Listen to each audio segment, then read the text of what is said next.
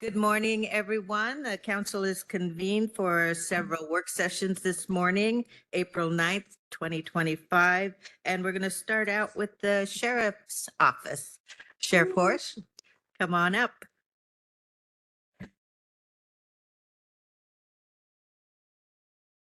Welcome. Good morning. Is it on? Good morning, counselors. Let me get my paperwork ready here. All right, we ready to go? Two of them online and three here. Okay, good. All right, good morning. I just want to thank you for your time today. I'm going to go get right to the meat and potatoes of some things here because I know there's other people presenting and I know there is a PowerPoint and we may go through some of the slides quickly, Michelle, but I want to thank you for your time. The last few months, we've been working collaboratively with the county management group and talking about staffing and a pathway forward because of our staffing crisis. And so this has been a collaborative effort of looking at what it might look like years from now, how many people, and what the whole layout with everybody involved is, the courts and the other groups here as well. So this isn't just the sheriff's office today, and I think you know that. So I want to start off is historically about 25 years ago, Sheriff Lucas had mentioned to the council, there's several videos of it out there. We're not going to play it today. He says, hey, we're not keeping up with population at the sheriff's office. We need to do something. And almost every year, every other year, they said, we'll get back to you next year. We'll get back to you next year. And it's never been corrected. So this has been isn't a current issue. It's been building and building and building, but we're at a crisis now. And for a variety of reasons. So our staffing is way below what it should be, and it has been. Last year, I presented 4 or 5 times to the council requests for staffing, and unfortunately, none of them were approved. But 2025, a new council, and we're at it again here. Something has to change. So I want to go into this real quick. The bottom part right there just shows you it is a way to. It's not the only way to gauge your staffing needs, but we're almost half of what if you keep a look at in the middle there, Vancouver police are for the population. We have 240,000 residents that we serve. I think Vancouver's at 200,000. So you can see we're not even close to other current or other local agencies on there. I'm going to go ahead and go to the next page there if you want. Again, that's just a bar graph of local agencies. Ridgefield, Washougal, Camas are all on there. Over the last few years, they've come down a little bit in their staffing. And we've remained on that steady line there for about the last 11 years. Go ahead and go to the next one.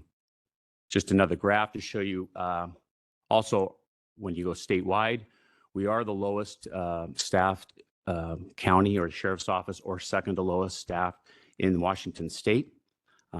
So that's from the WASPIC numbers from 2023, I believe. You want to go to the next one?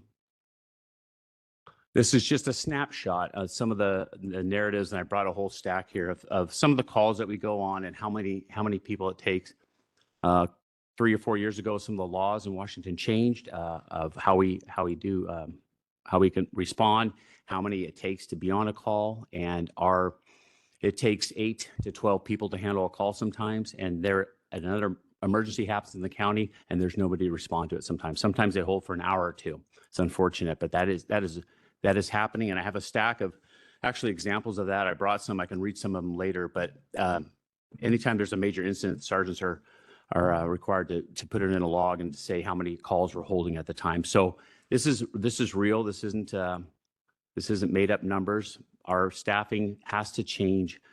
We've put as many people back on patrol as we can from our specialty units, and the next option would be to start cutting back some of our specialty units, and they're very important. Children's Justice Center, you name them, major crimes. These other units support the other parts of the community, the other emergency calls that come in. So that's one of the steps that would occur if we cannot correct this. Let's go to you've read those, go ahead. Response times in the last 5 years have increased. Again, you can see them right there. They're self-explanatory. Priority 1 and priority 2 calls are the main ones. Those in progress assaults, burglary in progress. So, they need emergency assistance right now. Priority 3 calls are a burglary or a theft that occurred that there's no suspect information. It's not an urgent matter, but it's still a police matter. So you can still see an increase in that as well. In addition to our enforcement needs, the support branch is in the same position, and I was explaining to you on our one-on-ones the other day is the liability that our records unit has and all the functions that they have. It's not just filing paperwork. There's high level of supervision needed, and also the liability to the county. If we make a mistake on public disclosure request or whatnot, that can cost the county a lot of money. And so our staffing there, as ours increases and or the county and it expands, our support staff is feeling the same effects and will over the years. I want to go to this one. This one gets me. This was unsolicited. This is 1 page out of, I think, 4. I know it's small and other people can't read it. The Deputy Guild did a survey amongst their people, and they asked them regarding staffing in our agency, how do you feel about it? And this is the responses. And I hear this too when I go out to the precincts or I'm out there riding, and it's the number one thing talked about. And what's going to happen? Where are we going with this? And you can see some of those answers there. And some of the deputies are even in the audience today. Just a snapshot of how they're feeling out there. I've encouraged some of you to go on ride-alongs. I know some of you have to talk with them, see what their experience. I'll get right to the ask. And what we're requesting is over the next 6 years is 90 new sworn positions and 24 non-sworn professional staff. Again, it's over a 6-year period. To get to the average, it would take 147 deputies today to get to the average of Washington State. So obviously that's a very 147 to get to the average. And then county growth, I want to say unincorporated 2.5% a year. I'm looking over to the county management and saying, I think that's about right. So as you go out 6-7 years, the population still growing. Unincorporated Clark County, we have a lot of area in Hazeldale, Salmon Creek, Philida, Orchards, all those areas that we patrol, and not to mention North County, but the populated areas we get quite a few calls still, and they're busy. They're busy all the time. So that's it in a nutshell. I appreciate the council's questions that we've had over the last year. And discussions. I was disappointed last year for a variety of reasons, but I'm hoping that this year that we're on a pathway to correct this problem. We have to do something. We did cut some services last year, some minor services that you may not have heard about them because they were bigger. But at the end of the day, we have to look at cutting some other services or specialty units because we just can't keep running the way we're doing it. I mentioned this last August. Our engine needs oil, and we're almost out of oil, and it's going to break down. Not to mention the officer wellness, the mental health, the mandatory overtime for patrol. It's taking its toll. So that's it basically. And I do want to thank the county manager and the deputy manager for working the last couple months on mapping this out. We've met quite a bit, and our Law and Justice Subcommittee group met as well to try to find solutions for this as well. So do you have any questions? Thank you. Are there any questions from council?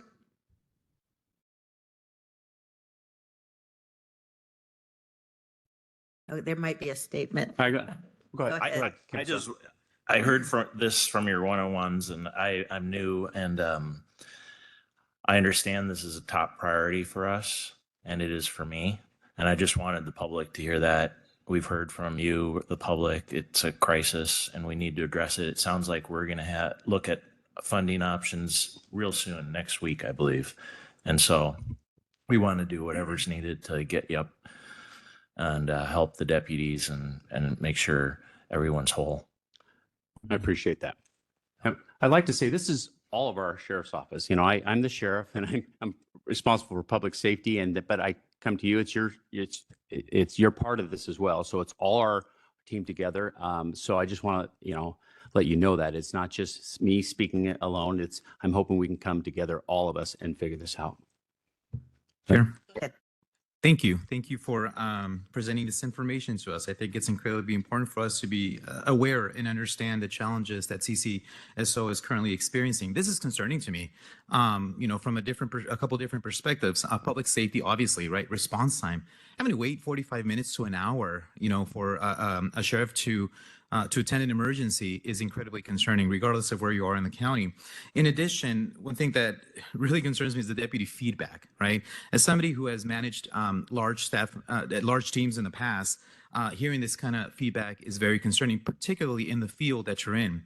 This is law enforcement. It's incredibly stressful. It is dangerous, and we are putting our deputies at risk, right? From so many different angles, from mental health, getting burnt out, not having the support that they need. So I want you to know that I am here to support you as well. This is incredibly concerning, and it needs to be fixed sooner than later. Thank you. Chair, Yes, go ahead. thank you. Just quick comment. Was able to go on a ride along last week. Hey, Sheriff, thank you for arranging that. It was an eye-opening experience, as it always is. The challenges that our law enforcement deals with on a day-to-day basis is incredible. And the task that they have is a very difficult task to begin with. And then when you're shorthanded, it just escalates everything. So I just want to say, I wanted to echo my support. We're there to increase however we can. It will happen, and I appreciate the patience that your department has had in this. It just wasn't. It's not that we didn't want to or didn't feel like it was absolutely necessary to give you extra staffing in the past. It was about timing. I want to make sure that we do it right, that we give you adequate funding and not just little piecemeal. So just wanted to make that statement. I appreciate all that you do. I appreciate all the deputies that work for the county and all that they do for us to keep our community safe. And we are there to support you. We're going to get there, hopefully, in this calendar year. Thank you, Councilor Young. Chair, I have a comment. Yes, please go ahead. I support you, Sheriff. I voted to support you last year. I will support you from here on out, whatever it takes. I've said that multiple times. And good news this morning, I actually just got a reference check for somebody applying for CCSO, one of my Navy sailors. So that's good, headed in the right direction. So I just thought I'd let you know that, but thank you for all you do. I appreciate it. Thank you, Councilor. I have some comments too.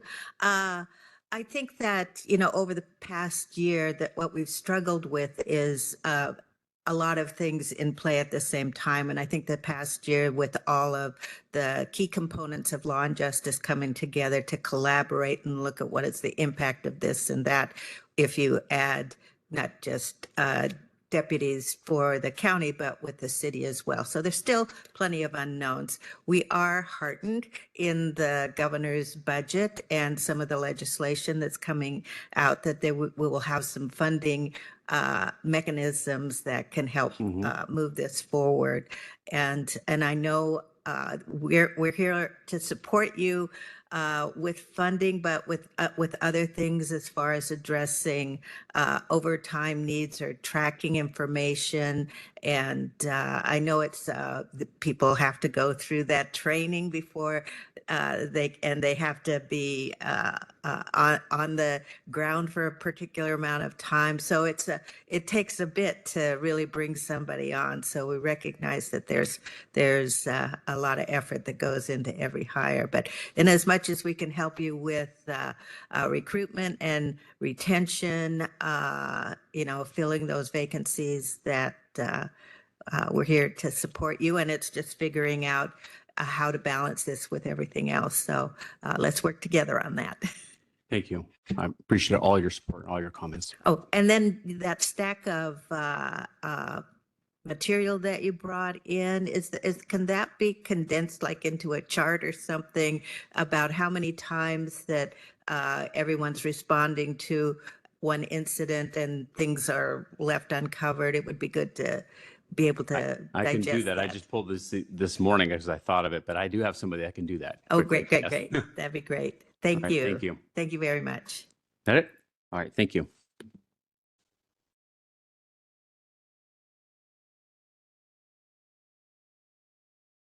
Okay, next up is jail services. Mr. Shook. And I just also wanted to confirm, nobody from Vancouver Police is here. Is that correct? Because we did invite them because some of the impacts that were costed included their proposition that would be coming forward, but it doesn't look like anybody's here. I just wanted to make sure. Do we know when that proposition will be on the ballot? No. We don't know. Okay. So that's one of those balls that are still in the air. Thank you. Okay, welcome. Please go ahead. Well, good morning, everybody. David Shook, Director of Jail Services. One of the things that we do is just control the inmate population. And so we don't control it ourselves, but we have a number of inmates that come and go. And we don't control that either. We don't control when they leave. The courts and the prosecutors and the defense bar does that. And so, first of all, what I wanted to show you is on the next slide, which are some basic booking numbers that we experience over the last several years. So we go back 5 years. Previous to that, some different numbers changed, systems changed, JMSs and other things changed. But for the last 5 years, and of course, in between all that was a pandemic. So as you can see, the different numbers and how pre-pandemic, the numbers are in this 13,000 range. It is actually closer to 15,000 with the extra bookings that happen when inmates are actually inside of our jail already and law enforcement comes in to add additional charges. So as you can see, the impact of the pandemic and what happened over those last few years. Having worked for the sheriff in 2020 and some of the policies and directions that law enforcement was experiencing was just like everybody else, respond to the emergencies and we'll take care of the rest along the way. And so as you can see, law enforcement is going back to full services and arresting and taking care of public safety things much throughout our community and the nation. And so as you can see, those different numbers as they've expanded or increased over the last few years, every year continue to experience about a 20% increase here and there.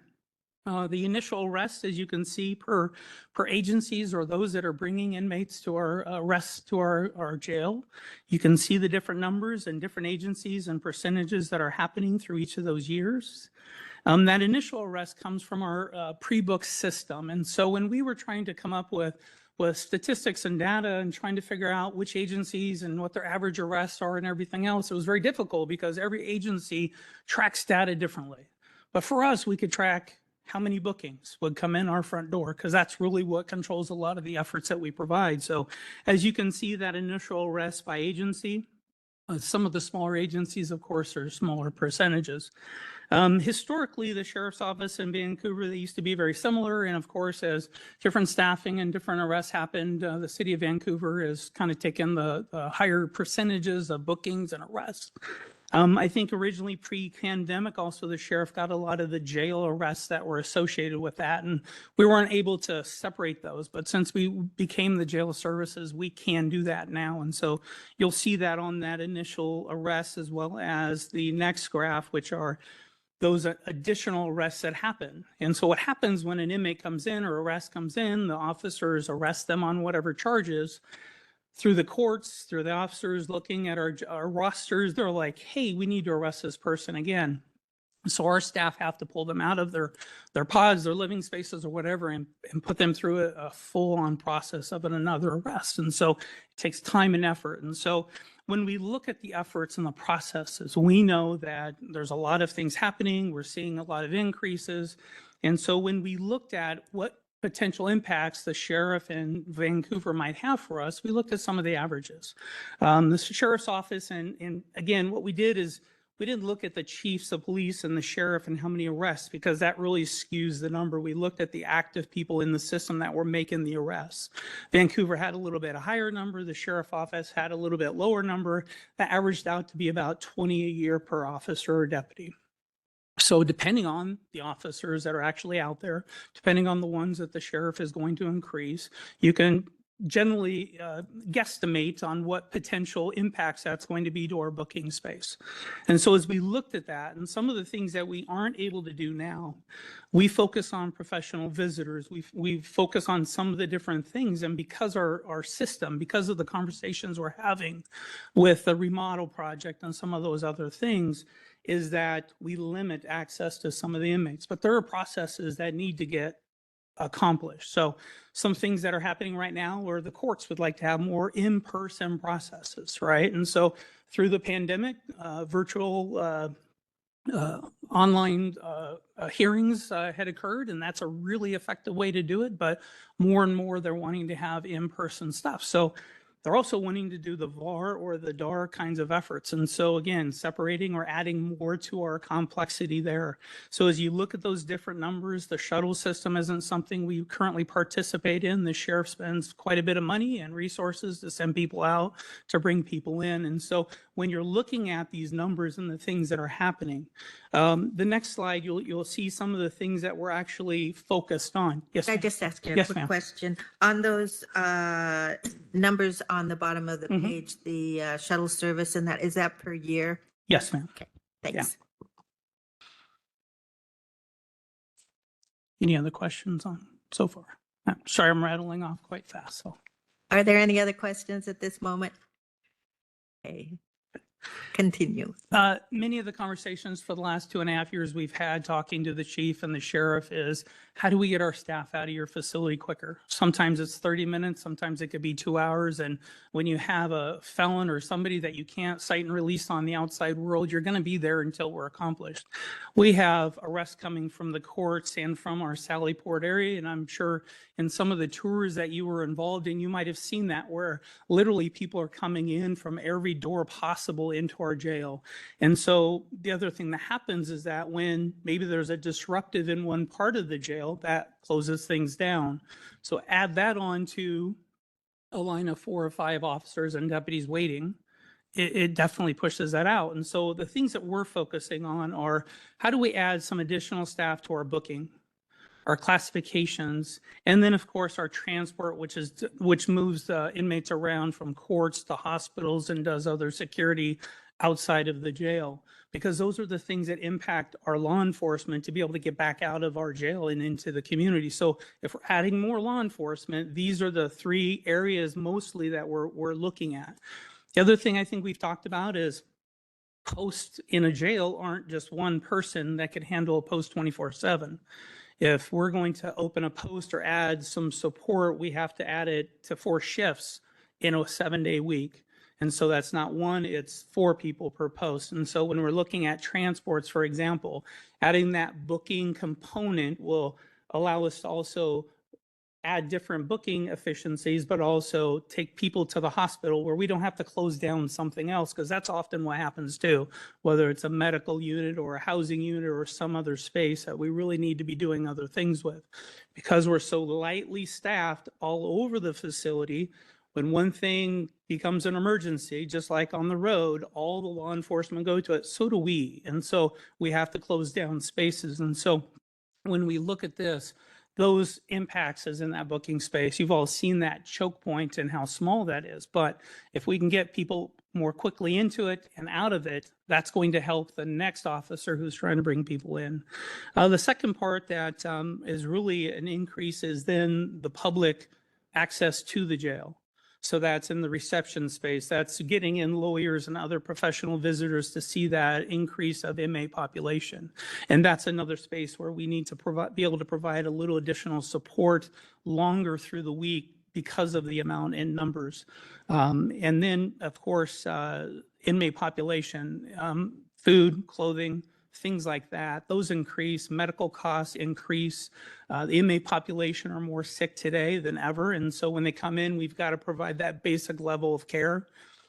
Our current contract is set to be acceptable up to about $575. But when we get to those higher numbers, when HPOD and JPOD open and allow those extra numbers of inmates to come through the facility, we're going to have to be looking at additional costs for the food and the inmate care components. And so those are all things that we're aware of that would happen, but there's some triggers that would happen to make those costs expand. So anyways, as we look at this, our officers take about 12 months to get up to speed and to become independent. You know, it could be a little quicker, could be a little slower. If they're a lateral, that might be a little quicker as well. But as law enforcement is hiring in 2 or 3 years from now, we have to get ours prepared just before that so that they're prepared to take care of that influence or that ability. And so as we look at our numbers, and again, this next 4 to 5 years, and again, not talking about the jail facility, that's a different conversation. These numbers would help to just accomplish increases in law enforcement for the sheriff and Vancouver Police. I think, oh, I'm sorry, just the last page talks about the different industries and medical contract information, which I'd already mentioned. And you can see, much like the egg issue that we had this last several 6 months, those costs were expanded for us. So we looked for options and alternatives to be able to provide different foods for our inmate population. But there were additional costs that sometimes you can't plan for. It's just what things that are happening dependent of the economy and everything else. So anyways. Chair? Yes, are you finished? Yes, with your ma'am. presentation? I apologize not for concluding there, but Nope, yeah. nope, that's fine. Go ahead, please. Oh, okay. Well, thank you. And I'm learning that public safety in Clark County is an incredibly important need that we need to fund. And we are in a crisis on all levels. Did you do an estimate for how much personnel we would need with the jail expansion? And that has been covered before in our previous. Yeah, I think on the 16th, we're going to have a full-on conversation about what that looks like. But And that these- would likely these be numbers- separate funding. These mechanism. numbers would actually roll into what those numbers are. So it's not also included, but Okay. at the 16th, I think we're The at. 16th we'll have it, and also our partners with the finance group that reviewed the financing options, and they also reviewed the staffing assumptions. So we had a group with PFM do that as well. So that will be presented next week. Chair. Yes. So if voters were to approve the sheriff's request for additional staffing, this is what you would need to ensure that there's enough staffing at the jail to support a potential increase in inmates, correct? And it says here that it would be rolled into the remodel, correct? Yes, Okay, that is that correct. makes sense. Thank you. And do the numbers also include additional VPD officers, not just sheriff's office? Yeah, the full number here would include VPD and sheriff's office. And again, if one or the other were successful, then we could assess that or basically half it and deal with each of those. Does it include the 90 that the sheriff is asking for? Because I think earlier it was a lower number. It does. It has to do with posts and positions, not necessarily 60 or 70 or 80 or 90 deputies, officers. It's the functionality of what they're doing. So again, it. whether it's the 80 or 90, You because can at some adjust up point, and down yeah, as needed. at some point, it's like we're just accomplishing the mission that needs to be increased because of the increase in officers and deputies. Great. I don't know if that Other questions from counselors online? Oh, no questions there. You know, what I wonder about is the timing of all of this, because we're planning in the face of uncertainty. And if we are successful in moving forward with the jail remodel, I wonder what the timing of that would be, and also the timing, because if the sheriff gets his 90 and the city gets their 80, and that's over a 6-year period, where is the jail? Because it seems to me that we're going to have to accommodate an influx if all of their efforts are successful with the existing jail. So I'm just kind of wondering how all that plays out. We will provide that information on timing next week to council. You'll have the morning work session on the jail financials and then just a recap of the staffing because that has already been approved. And then council time, we're going to talk about timing options and when could things go out to the voters? What could we do with our partners in the other cities and look at what that is. So that will be coming forward to you next week. That'll be great. But in the meantime, it seems still that there will be a timing issue if the the deputies collectively come on sooner than we're able to address Yeah. remodeling the jail, because that, well, it's that timing issue, how, Yeah. not the and- funding so much as just if we're successful with everything, what are we planning for? Yeah, and the timing, obviously, for anything that's under the council's purview, you can make that decision. For BPD, we do need to have a plan if they go out in August or November. And we already have a couple ideas that Amber and I are going to be talking with the city manager about, and hopefully before next Wednesday, because that to me is out of our control, but we need to be prepared to respond immediately if they were to put something on the ballot. Okay, on our end, we can have some control and meter things one way or another. Sure. Okay, yes, go ahead. Okay, thank you. So next week, when we hear about this, will we be able to potentially take action on this on the Yes. same day? We're not, well, not final action. So we're not asking for any direction today. Again, work session next Wednesday morning on the jail. So you get all that information because it's a system. And as you're learning, it impacts every part of the law and justice system. Council time, I will be looking for a thumbs up on how to move forward. If there's any resolution that needs to be approved for like a ballot measure, we're going to have a special council meeting before the end of the month. Thank you. And will we have enough time between next Wednesday or next council time and when, will we have enough time to put something on the ballot potentially? We will by- have to have a special council meeting August. to have that final determination by the end of the month. The direction we provide, though, will be critical in making all of those deadlines following that. Yes, because in order to have It something would be on the good for us ballot. to be decisive at that moment. Yes, exactly. So we have to have our adopted resolution and ballot title to the auditor's office by May 5th. Your last council meeting, Tuesday meeting of this month is next Tuesday. So we will have to have a special council meeting for council to consider a resolution and ballot title to, if we're going to put anything on the August ballot. So we'll have a lot of things to review to be prepared for that. Yes, so Wednesday afternoon will be critical in that decision, but we'll give you options and so that you have something in front of you to help your thought process and discussions. Great. It's taken a while to get here, but I'm glad we're here. All right, thank you very much. Okay, moving on to district court.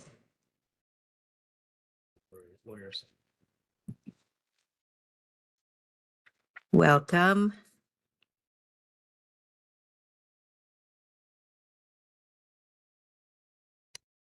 All right, good morning. I'm Brian Farrell. I'm the Clark County District Court Administrator. And thank you for having us today. I'll introduce our Accounting Services Manager in District Court as well. David Zimmerman, District Court Accounting Services Manager. So through the law enforcement expansion subgroup, our job was to listen to both Vancouver PD and the Sheriff's Office in terms of how many officers they would anticipate hiring. And then we would take those numbers and determine an impact for each one of our agencies. So what we did is we came up with a formula. And first, if we can go to the next slide, what I wanted to start off with was the areas that district court covers, because the impacts, there's multiple impacts of one case coming into the system. So we are a court of limited jurisdiction. We hear misdemeanors and infractions. That's the impact for having additional officers on the road.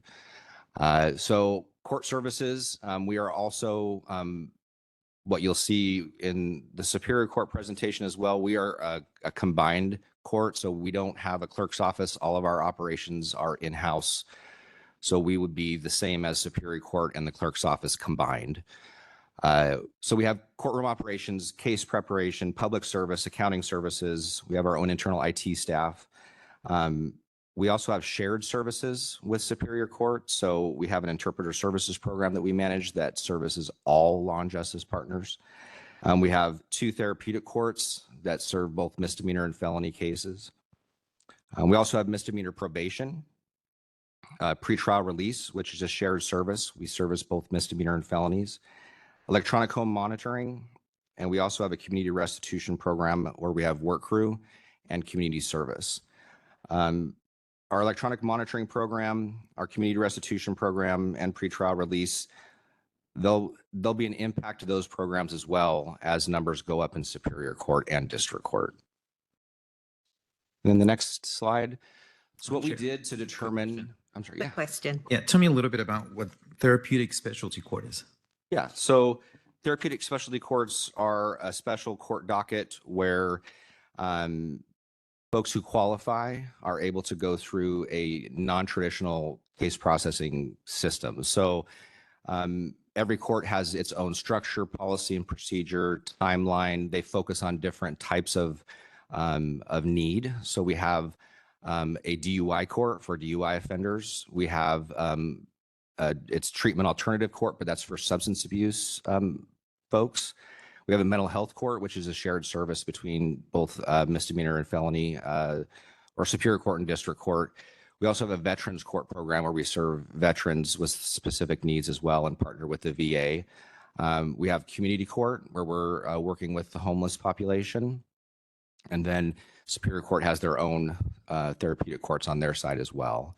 So there's separate dockets. They're specifically targeted for specific crimes and also specific needs. And we focus on those needs all the way through the system.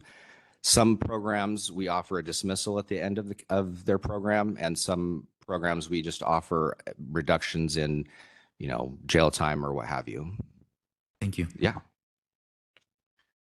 So what we did to determine to create a formula is we took our 2024 case filing numbers. We took officer counts, current officer counts from both Vancouver Police Department and the Sheriff's Office.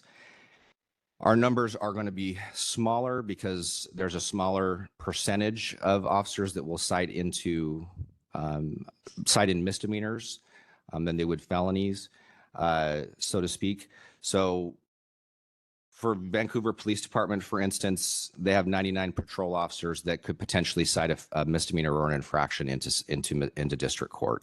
And for the county, they have 70 patrol deputies right now that would potentially cite into district court. So what we did is we took our filing numbers, we divided it by the number of officers likely to cite into district court, and came up with a number of misdemeanors each officer would issue into district court and infractions throughout the year. So for city cases, we came up with 33 misdemeanors per officer per year.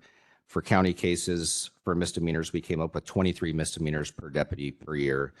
And then infractions, we had similar numbers, 23 infractions from VPD per year per officer, and 20 infractions per year for deputies as well. And then what we did is we took those numbers and we went through our entire system to determine how many cases that could mean if new officers were hired. So the next page shows a breakdown year over year. If we add officers, how many more cases each year could potentially come into the system. We also broke that down between the city and the county. So for this first slide is city case numbers. Our current 2024 misdemeanor case filings were 3,301 misdemeanors. At full rollout, we could potentially see 4,768, so an increase of 1,467 misdemeanors from an increase in city cases. Infraction side, we could see about 1,012 new infractions throughout the year from the city. On the county side, the projected increase, I think this is the next slide, yeah. The projected increase in misdemeanors at full rollout would be 1,722, and for infractions, it would be 1,484. So then knowing, and what we did, the one thing that could change these numbers significantly is the actual timing of hiring officers, right? So we spread evenly throughout the 6 years how many officers would be hired. That could change, right? You could hire more, you could hire less. So these numbers could change depending on how many are hired and actually put on the road. But the increases are significant. It would be a 44% projected increase for city case filings and 109% increase in projected county filings at full rollout, which our projection is that it would be a 67% increase in overall need for staffing in district court. We'll go to the next slide. So as we went through the numbers, I won't get into it too much detail, but we know that a percentage of cases go to pretrial release. We know 60% of cases go to pretrial release. The need for pretrial release, and then we talk about probation, we have best practice standards that we have to follow. So if there's a certain number of cases that come into the system, we can, it's basically 200 cases or 200 people can go to one pretrial officer. So we use that number in terms of best practices to determine how many pretrial officers we would need to support a full rollout of the system. Probation is similar. 75% of all misdemeanors end up on probation. So we use that number to determine how many new cases could come into the system each year at full rollout. We also have best practice standards that we have to abide by. So 30% of all of our probation clients are high risk and moderate risk based on a risk assessment tool we use. And we have to have a ratio of 1 probation officer per 50 clients who are moderate or high. And then for our low risk case managers, it's 200 clients to 1 case manager. And that's how we determined how many probation officers we would need. Therapeutic courts, 6% of all cases in district court are referred and accepted into one of our therapeutic court programs. And we estimated based on Superior Court numbers that for the shared service programs over the course of 6 years, we would see about 100 new felony cases in the 2 therapeutic courts that we share services with. In the next slide, interpreter services, this was more of a challenging one. Our interpreter services program, though we do have a budget for that program, most of our interpreters are contracted interpreters. So it's not necessarily a need for staff, it's a need for budget. Currently, our budget's about $680,000 a year that supports all of law and justice. We do have 2 staff to coordinate interpreter services, and we have incorporated the need for additional coordination. I will say the one area that we could potentially save money in this area is hiring more staff interpreters versus contracting. So I think that's something that should be looked at more down the road as these increases come. I have a question here on Sure. interpreters. Yeah.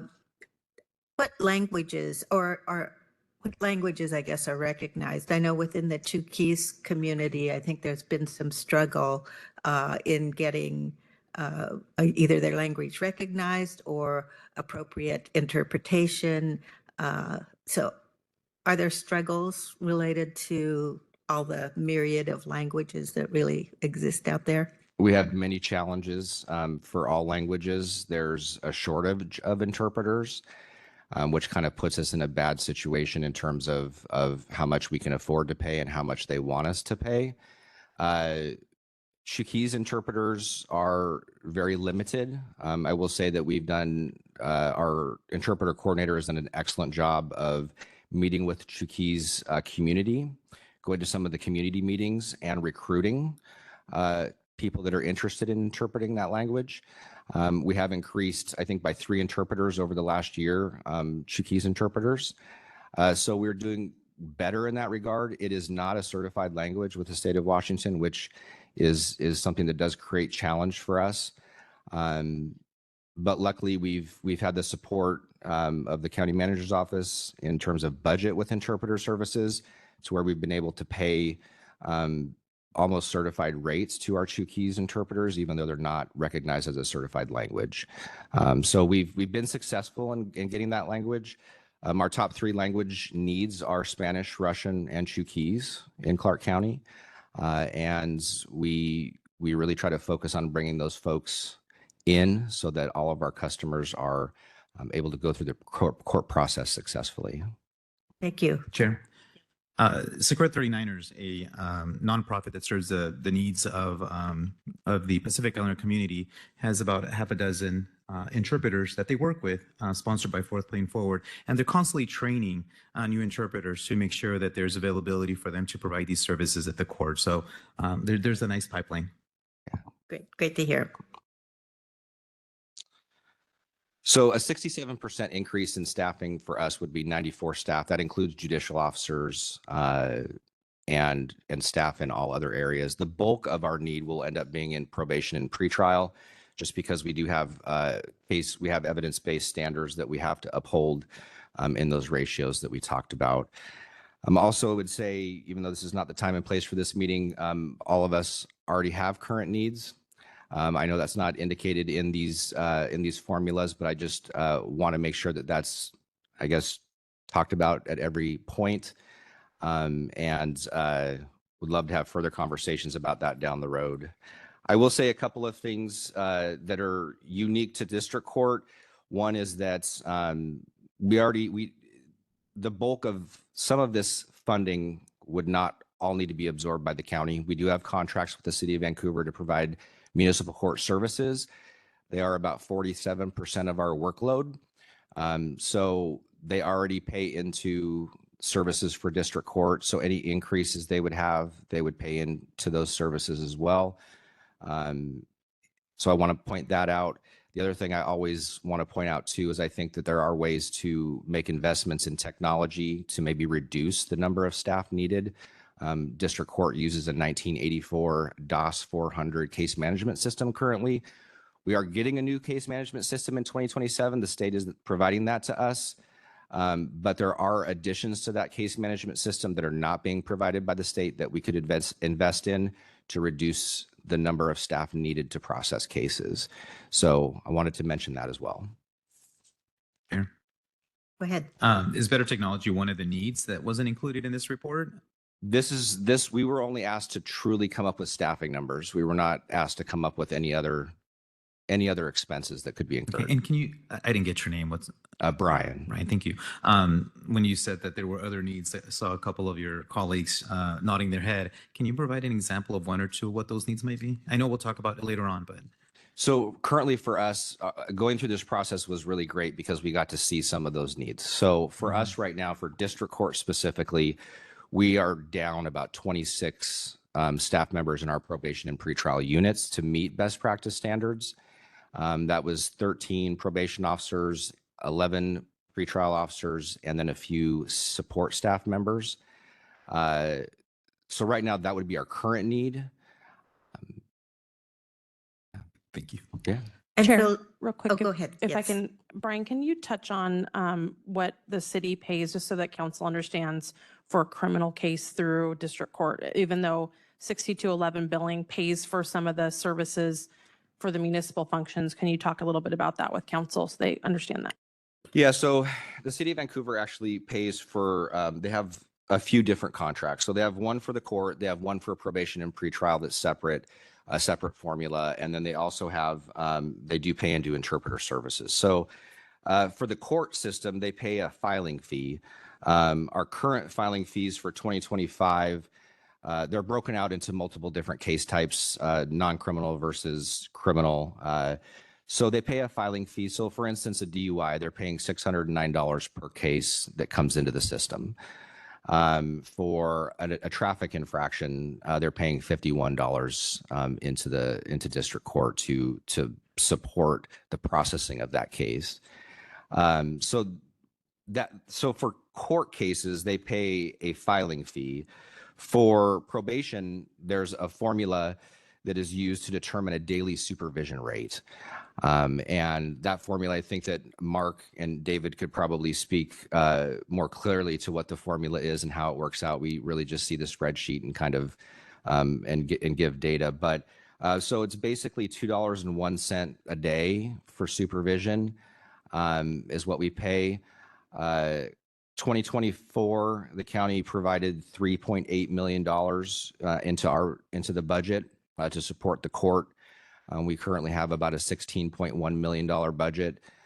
So they're paying about 28% of what we see as the overall work being performed for the city. Chair. Yes, go ahead. Thank you. So a DUI, you mentioned $609 per DUI. Is that low? Is that high? Is that the 28% that you're referring to of what it would normally cost? I mean, 609 is just an arbitrary number for me. I don't know what that means. I mean, I think we don't have any hard data on like what a workload study, what a workload would look like. Mhm. I think that if you take into consideration the cost of staff to process the case, averaging about $24 an hour plus benefits, a judicial officer, making their salary, processing the case. We would really have to go through a workload study, which we are already talking to Portland State University about, to see if they're interested in doing something like that for us. I think if you just look at the total numbers, there's room that the city of Vancouver could probably give more. I mean, they should. Again, they're 47% of our workload, and if we broke it down into numbers, actually wrote it down just in case this question came up today. Our budget 16.1 million. 75% of our work is criminal and infractions. 75% of our budget is 12 million. We're getting $3.86 million from the city, and they're 47% of our work. So 47% of our criminal and infractions budget would be $5.6 million. So, Okay, so what I'm hearing there's is- a gap. Yeah, the city of Vancouver is not contributing their fair share is what I'm hearing.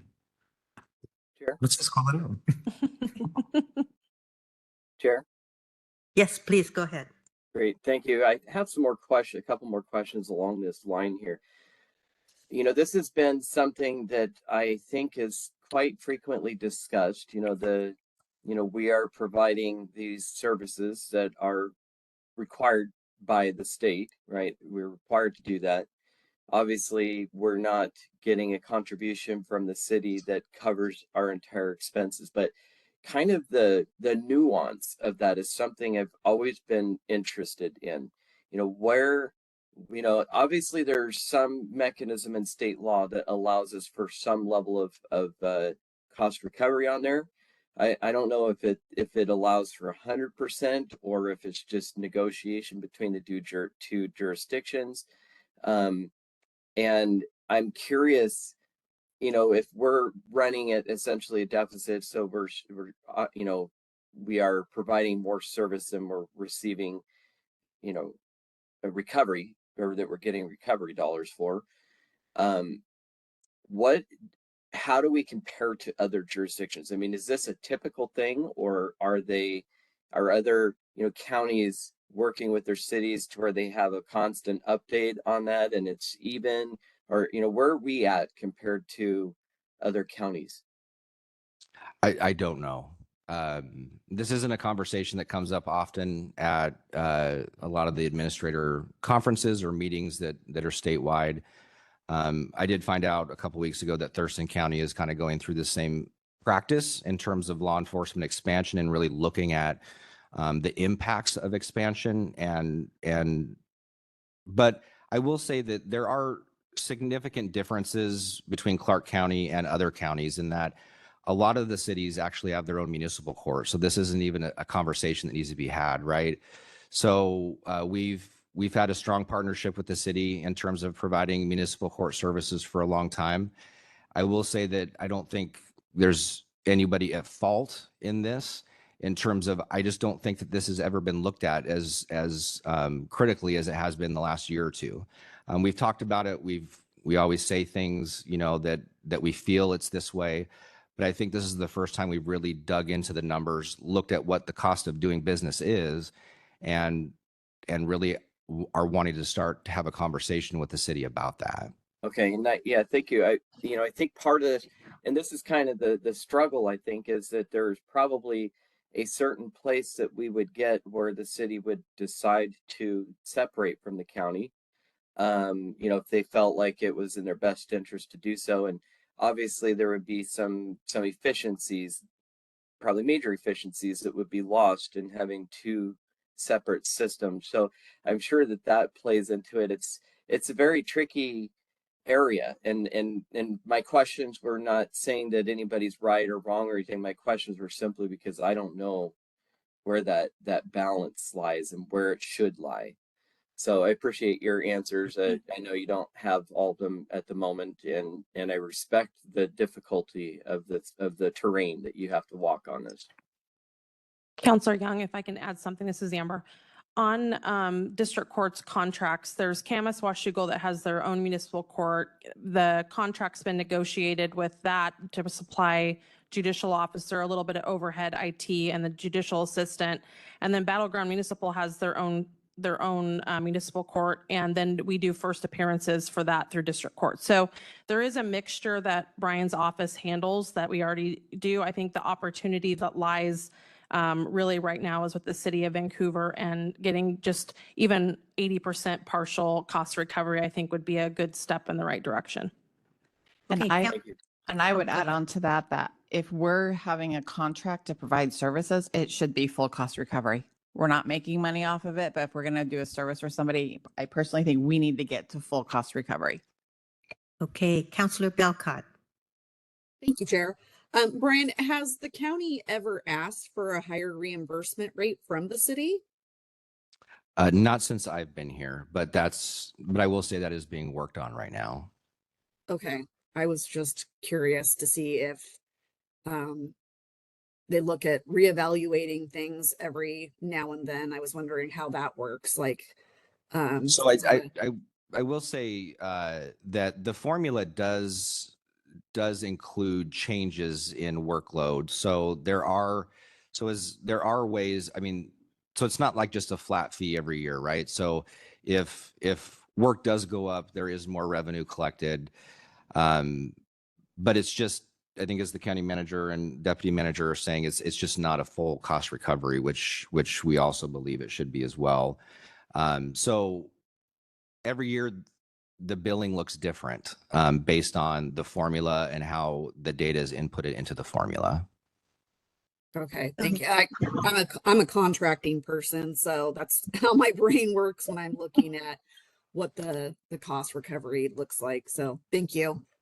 You're welcome. Counselor Belcott, to your point though, when we did Baker Tilly, we should have had conversations to pass that along now that we're paying staff, market wage, and we have not. So that's another area that when we keep competitive to make sure that we are hiring the best staff and, we keep our market high, we need to pass that along to our contracts, and when we haven't done so, and that's another point of conversation that we need to have. Yeah, and like a CPI index, Exactly. Yeah, thanks, Yes. Amber. You're Thank welcome. you. Okay, is there more presentation? That would be it. Oh, Thank you, that would Chair. be it. Okay. And so these numbers just reflect the factor of additional police officers. That's correct. Right. So your current needs aren't addressed in here. We'll talk about that, I guess, when we talk about the overall budget. But I think I'm just wondering, because the factor of just looking at just police officers, there's other factors that influence the level of crime. There are. So things could go up or down apart from the number of officers. Yeah, this is a very linear approach. I think the reason we took this route is because we don't know of anybody else who's ever done it, and we didn't know any other way of doing it. These are all assumptions, and we understand that increased officers does not necessarily mean that we're going to get these numbers. It could be higher or lower, but I still think that this gives us a really good picture of what it could be and allows us to plan for that. But you're right. One officer does not necessarily equal this. But in the court system, one case doesn't always equal this either. You can have a case that could plea out at arraignment, but you could also have a case that goes all the way to trial, which the cost for that is significantly different. You can have a case that goes to probation and one that doesn't, which the cost for that case is significantly different as well. Even in the face of many unknowns, we still have to plan. Yes. Okay, any other questions from council? It's been good conversation. Thank you very much, Thank both you. of you.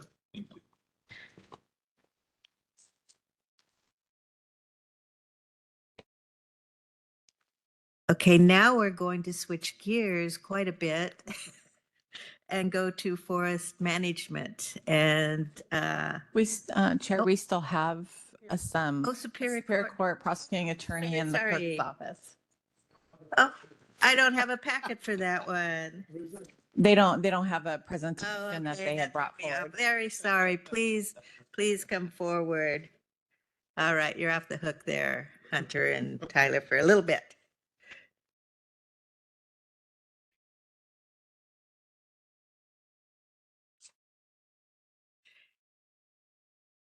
Hello and welcome.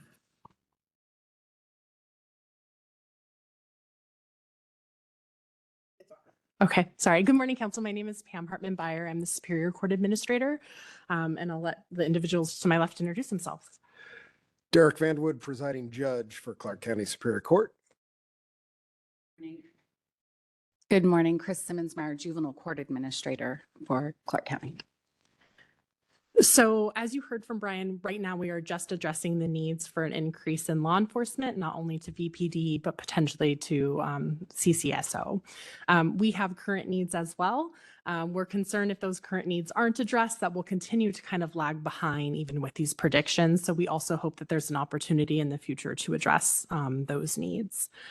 I just kind of want to share that it seems pretty clear that when you increase law enforcement, there are consequences or increases that need to occur kind of down the pathway for the system to work, to ensure accountability in the community, to ensure defendants' constitutional rights are met.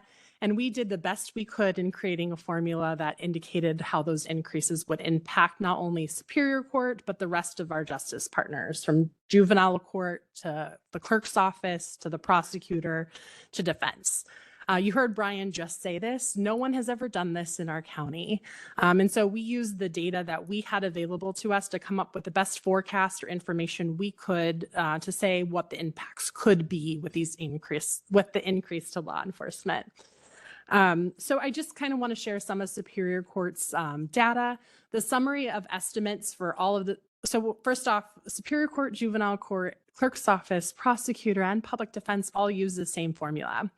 We met over many months to try to determine what the best approach was or logic was. And then we met with the subcommittee on law and justice and also heard from the sheriff's office, from the jail, from VPD to determine and kind of validate our logic.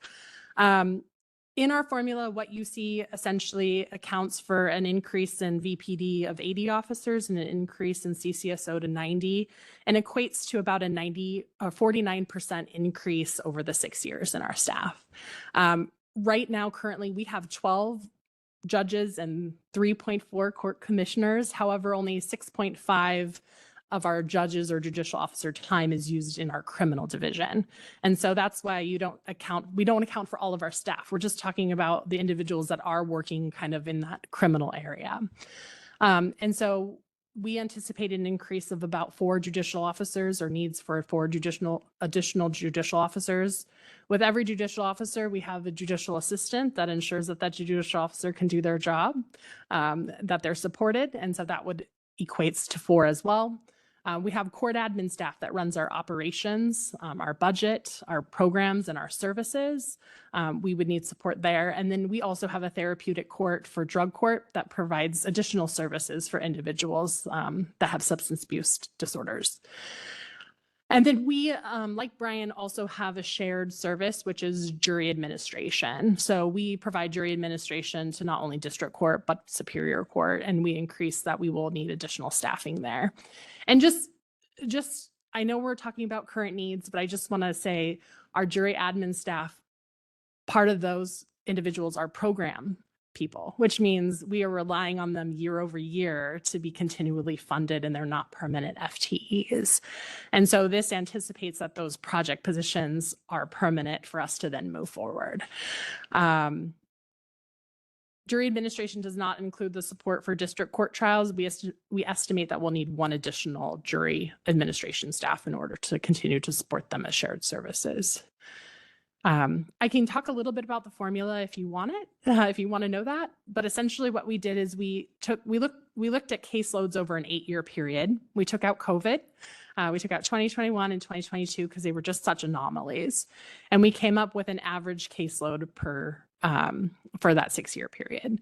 From there, we actually used the prosecutor's number for number of case filings by the different departments. And so what Tony's data showed us was that 62% of cases are referred to by VPD and 26 are referred to by the sheriff's office. And so we use that data and the rollout of officers to determine how the percentages would lay out. You have a formula now. As officers are laid out or rolled out or hired, it will change these numbers. And I think as a group, we decided we would continue to evaluate and look at these as we move forward because no one's ever done this and these are our forecasts. So with that, I'll turn it over to Chris unless there are any questions. Are there any questions? Not at this time. Go ahead. Good morning. Is that working? Okay.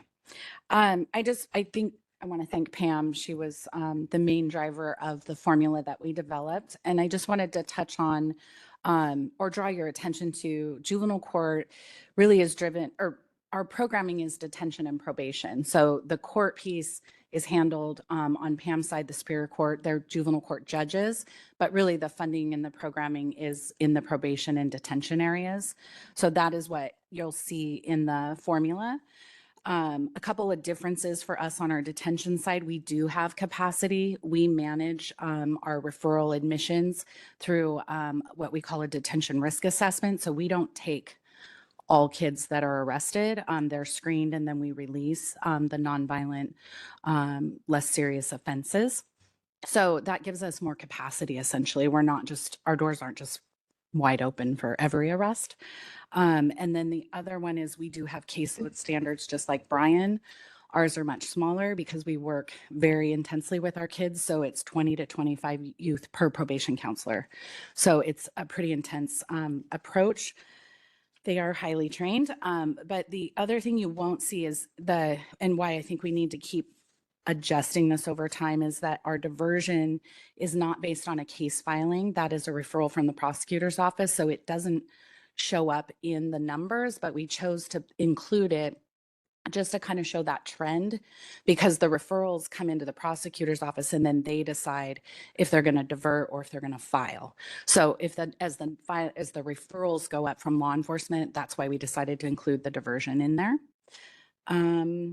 And I think that's all I really wanted to point out. I do want to just mention we do have one project position that we would ask to be as like a current need that we would need. That's one of our detention officer positions. We have that, I believe, through 27.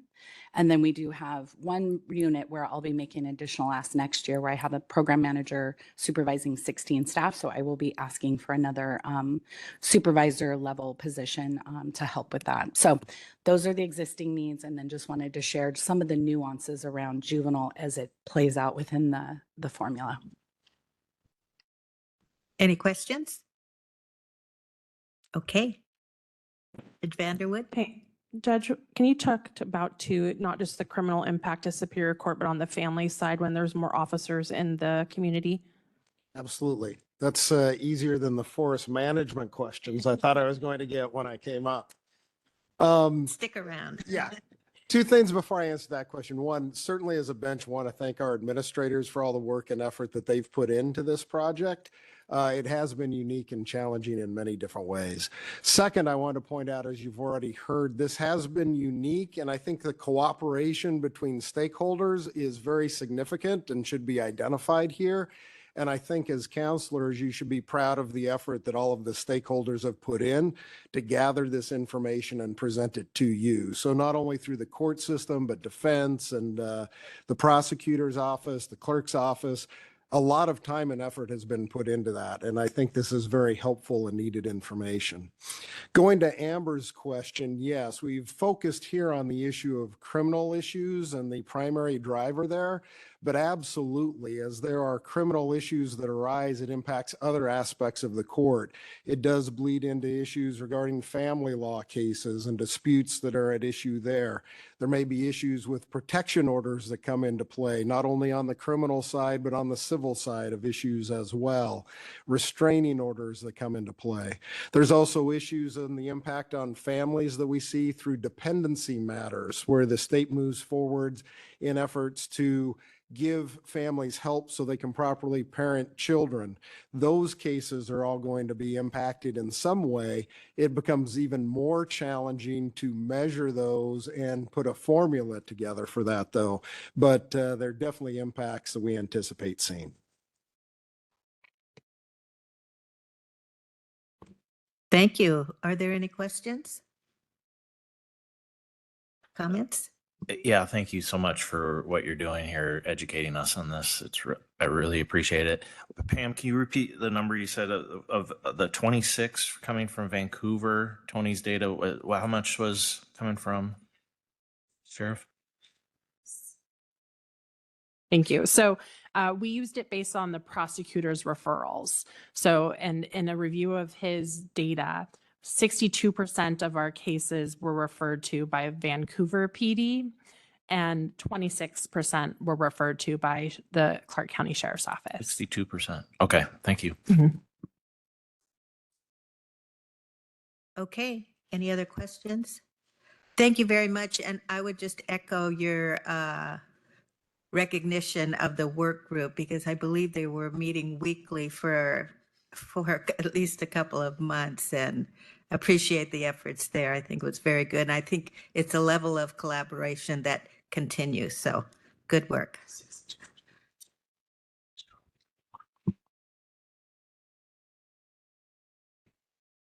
Okay, but we're not yet done yet with law and justice. Still not forestry.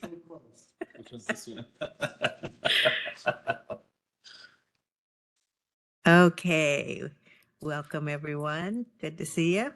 Yep. Tell us what we need to know.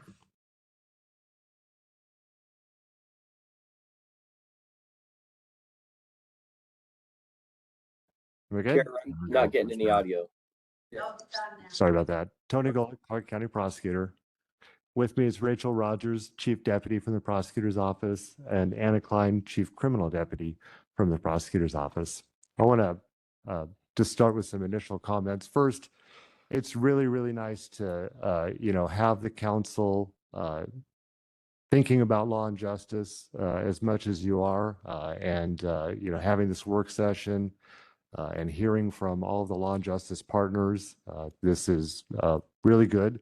Hasn't happened in a while, so it's really nice to have this new council digging into these issues and wanting to support law and justice and hear from all of us. So I applaud this council for doing this. It's been a while since we've had a work session like this. And speaking of been a while, so I've been the prosecutor here in Clark County for 15 years and been through a lot of law and justice budget discussions over the years. And what I would say is that all of the law and justice partners have had the same sort of budget issues that the sheriff's office has had over the years. I remember Sheriff Lucas talking to past councils about funding issues and lack of funding issues. I remember my predecessor, Art Curtis, talking about lack of funding that was starting to occur. And it's been an issue that all of the law and justice agencies within Clark County have been dealing with. The sheriff's office needs are legitimate. The needs that you will hear from the other law and justice partners are legitimate. In this process, we really talked a lot in the subcommittee meetings about, should we be talking about our office's individual needs that have built up because of past council's decisions to not fund, to not increase funding, and to not fund all of the law and justice partners in Clark County. We decided not to do that and to really try to make our presentations more just what do we think our best level guess would be if law enforcement is increased in these particular numbers. How are we going to assess the increased workloads for each of the other departments based on that? And as you've heard from the other presenters, we spent a lot of time working on this. We looked at the data that we have. We looked at our current workloads, filing numbers, the, the different agencies, where they come from, and tried to come up with our best estimates for what we think the increased caseloads would be if you, if this council or the voters or the city do these increases in law enforcement, because this, this is an ecosystem. If we just look at one part of the ecosystem, if you were to just look at the prosecutor's office and really upfund the prosecutor's office and not look at criminal defense, that would be a very big problem for the system. If you did it the other way around and just, upfunded criminal defense a whole bunch without upfunding the prosecutor's office, that would be a problem. If the courts suddenly had a whole bunch more staff and the prosecutors and the defense didn't, that would be a problem. And the same thing if we upstaffed law enforcement a whole bunch and didn't upstaff the rest of the system in a reasonable amount, the system will not function properly. So that was the work, the scope of work for this Law and Justice Subcommittee. I would echo Judge Vanderwood's comments. This was a lot of work from a lot of stakeholders, and I think it was a very, very good thing for this law and justice community to do it. It's not been done before. And for all of the stakeholders to get together and, spend the time to really try to dig into the data to try to come up with the answer that we could give to you. What do we think the result would be? I think is very, very important information for you to have in decision making and, trying to figure out what to do with law and justice. So I think this is good. I think it's good information. And I think that the estimates that we have put forward are good estimates. If you just look at the prosecutor's office estimates, for example, and you just kind of look at it at really high level. Now, these are estimates. What happens within the criminal justice system, there are so many drivers. There are policy drivers, changes in the law, those are huge drivers. What's happening in our community, what's happening with youth in our community, the education system, socioeconomic issues, all of these things are, the drivers. But certainly a big driver is a big increase in law enforcement. Because if you take one of these levers in the justice system and really pull on one of the levers, you're going to have ripple effects. So if you just look at the prosecutor's office, our estimate for workload, the end result of the analysis was if you increase BPD by 90 officers over a few years and CCSO by 80 officers over that same number of years, the prosecutor's office, our estimate would be that we would need to increase 10 DPAs, 9.4 DPAs for the sheriff's office for that increase of 90 officers, and VPD 11 DPAs over that same period of time with 80 officers. And I think if you just sort of look at that broad strokes idea that these systems, law enforcement, prosecutor's office, defense, courts, we've all been built up over decades through budgeting, through going through process of looking at our staffing and budgeting. And we've all had the same budgeting issues, particularly at the county side, because of past council's decisions on funding in particular. So if you just look at those broad strokes, if you increase law enforcement by that much, it's reasonable that you would have to increase the prosecutor's office by that much to keep up. Same thing with courts, same thing with indigent defense. I'm not sure if they're going to present today, but they're definitely going to have a similar need for increase that the prosecutor's office would. The clerk's office, the jail. So each of those are affected. So that is the purpose of all of us wanting to get up and talk to you about this. I want to make it clear, I very much support the idea that we need more law enforcement officers, but we also have to be very, very cognizant of the entire system and think about the system as a whole versus one. Any questions? Are there any questions? Chair, can I ask one really quick? Yes, Just you because can. I know the other departments have brought this up as well. I know you have some project positions under ARPA funding. Yeah. Does your numbers include those as keeping those as well, or is Yes, that separate? yeah, thank you, Kathleen. So our current staffing, we have 34 deputy prosecutors in the criminal division. 3 of those are currently funded through ARPA funding that ends at the end of this year. So we'll absolutely need to have those funded regardless of everything else, because if we don't, we're going to have layoffs in the prosecutor's office and fewer deputy prosecutors, which would obviously be the wrong foot to start on if we're going to be upstaffing the justice system. So it's 3 deputy prosecutors and 1 support team member. We're going to lose that funding. We'd have other grant funding for auto theft prosecution, DUI prosecution. We've been in the prosecutor's office pretty aggressive in trying to find grant funding so that we can keep the organization going and keep up basically with the cases that come from law enforcement.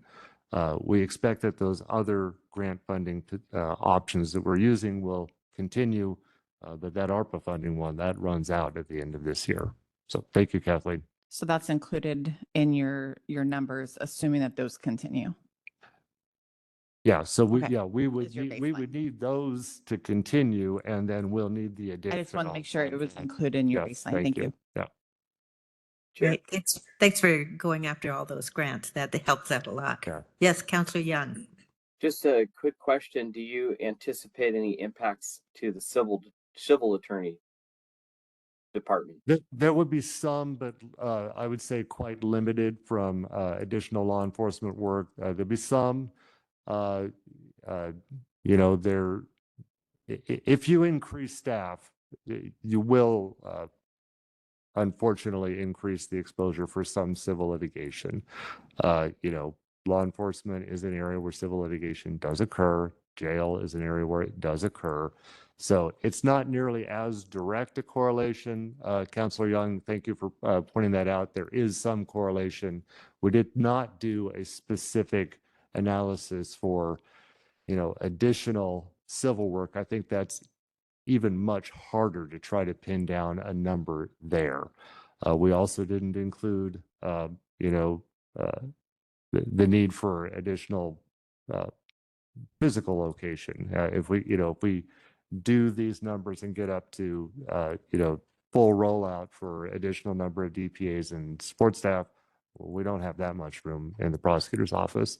It's not that nice a building anyway, so maybe there's opportunity there. Thanks for looking on the positive side.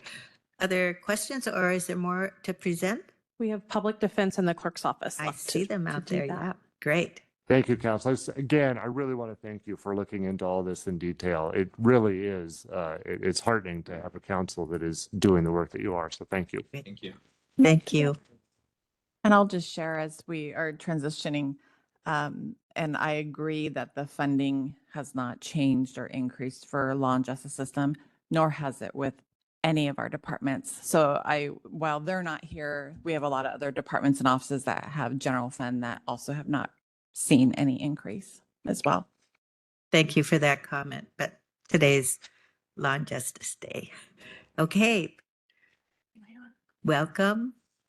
Thank you. Am I on? Okay. I'm Charlene Huffman. I'm the Chief Deputy Clerk here for the Clark County Clerk's Office. First of all, thank you for the opportunity to address you regarding this project that we've all been involved in for several months. It was a great opportunity for all of the law and justice partners to interact and to collaborate on what it would look like with the increase in law enforcement. And again, we also support the increase in law enforcement. For the clerk's office, it's pretty simple. We have based our needs totally on the formula that we all agreed on the methodology that we came up with those numbers. And we are base our request for staffing for the increased law enforcement on what Superior Court determined they would increase judicial officers with the additional cases that would come through. Every case that is filed comes through the clerk's office, and every document and every order and goes through us. So it definitely will increase our workload. We do have current needs as well. One manager position that is a 2-year project position. We have a staff of 45 with 1 full-time permanent manager.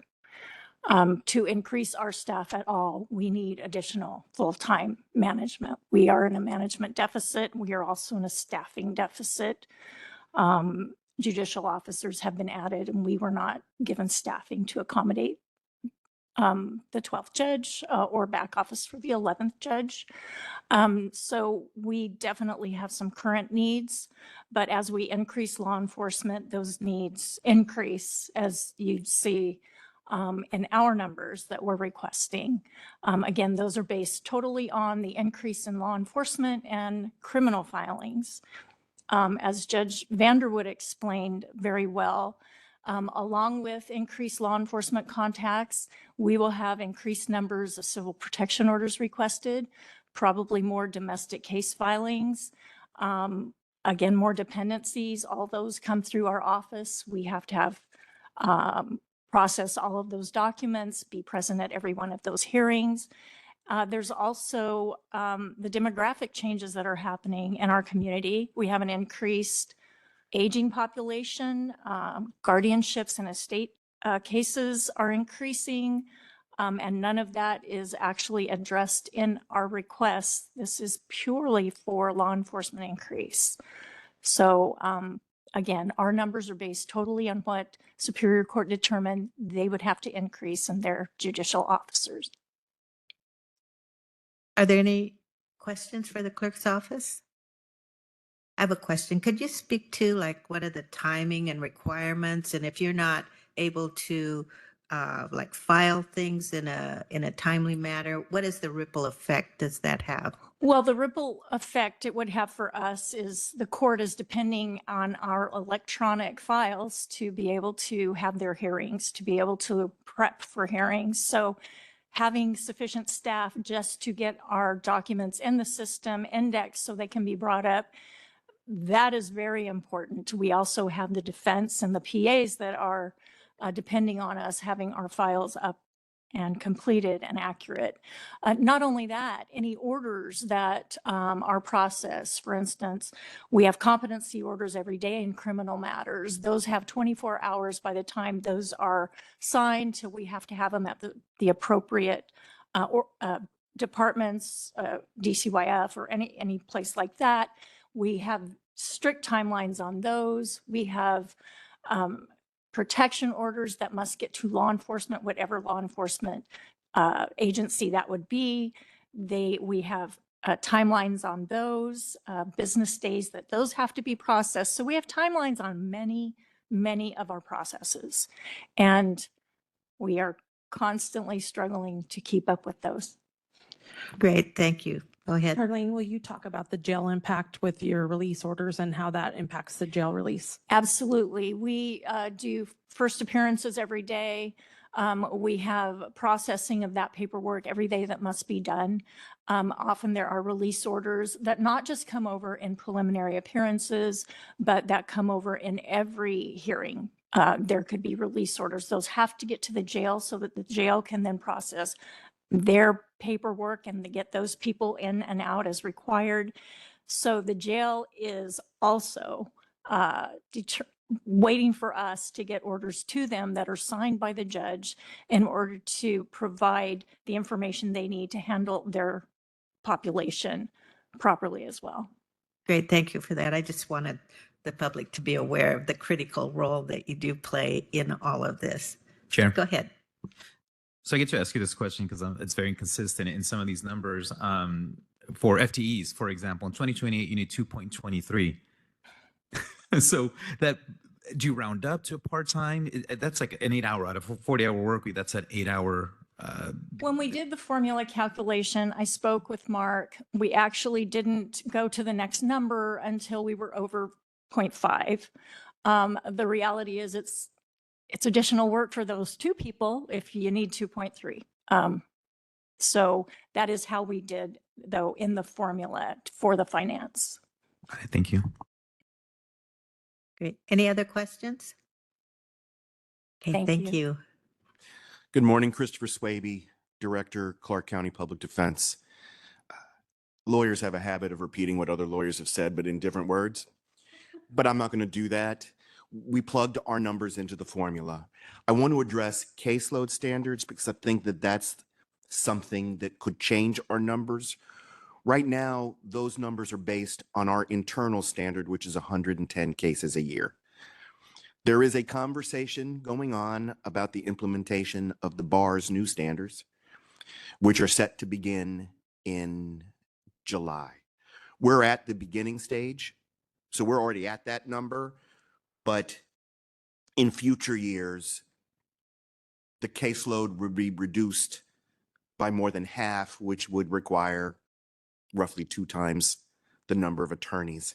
It's not clear that the Supreme Court is going to approve the standards, and it's certainly not clear when they're going to address the standards. And there's a discussion going on about putting off implementation till January 2026. And I can say that because I'm in that room, I'm in that discussion. We'll be taking a vote on that next Friday. So that would skew the numbers. I also didn't include social workers and investigators. We don't have any. But I believe that if we were to have them consistent with the caseload standards, they would mirror the support staff numbers. Okay. I think people were looking to the legislature to find some money to Yes. support those standards. How'd that go? It didn't go as well as we had hoped, but that is a continuing conversation. There's a biennial request. I think this year the State Office of Public Defense asked for 10 million. I think I have an email from the director as to what they got, but it wasn't 10 million.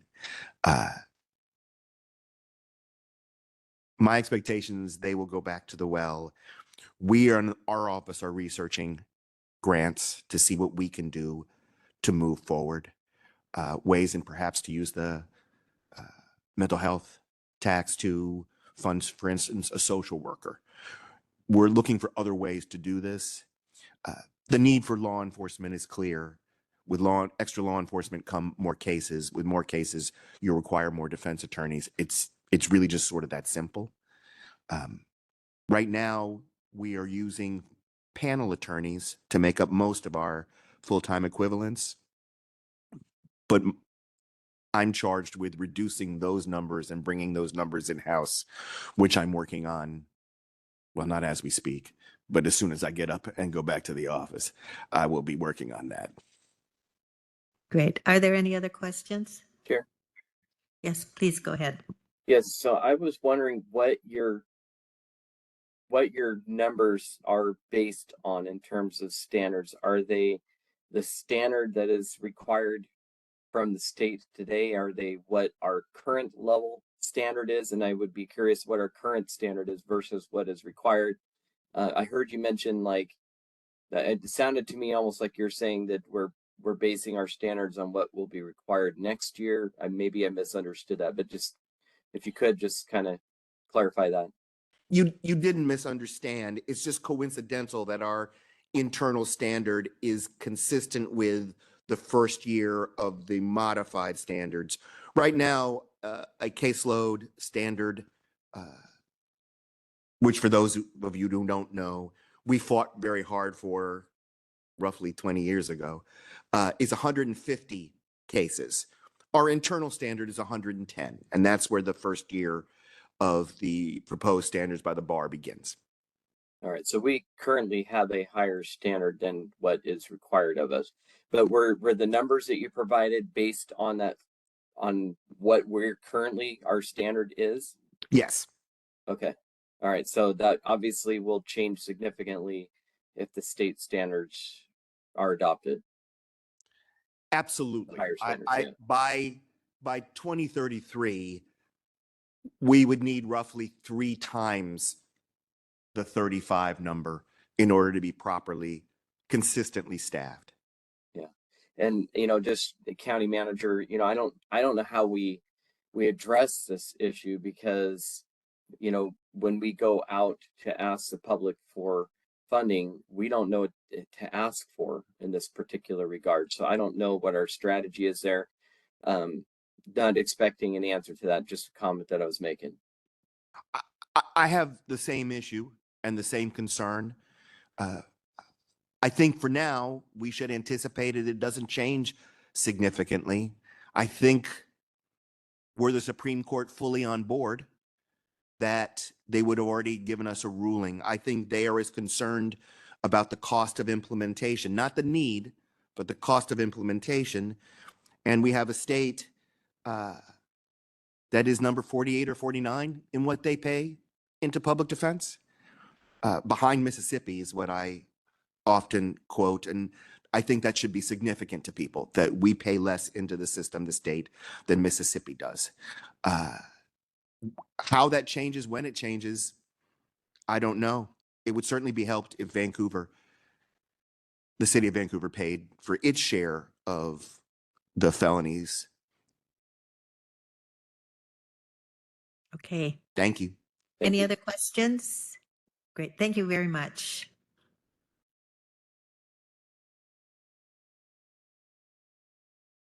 So that concludes Law and Justice presentations. I would just suggest maybe a quick 5-minute break, get our minds set for forestry going forward. So see you in 5.